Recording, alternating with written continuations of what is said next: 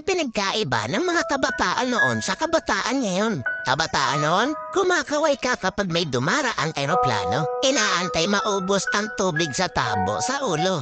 Ginagawang swimming pool ang tanggana ni nanay. Ginagawang braces ang foil ng choknat. Naliligo ka sa alilod ng bubong kapag umuulan. At kapag gabi naman, akala mo sinusundan ka ng buwan. Nagko-concert sa harap ng electric pan. Kabataan ngayon, ang problema ay pera at cellphone. Ang problema lang namin noon kung paano makataka sa bahay para di matulog ng tanghali. Umatay man kami sa palo, aminin natin mas maraming nire-respeto na magulang sa panahon noon kaysa ngayon. Mga kabataan ngayon, isang chat lang, may jowa na. Kami noon sa claims lang umaasa. Broken-hearted, papad friends ang resulta.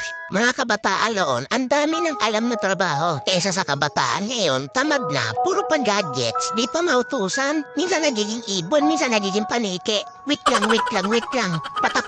Batako. Idol, hindi kawawa ang batang inuutusan sa gawaing bahay. Ang kawawa ay yung batang lumalaki na walang alam sa buhay.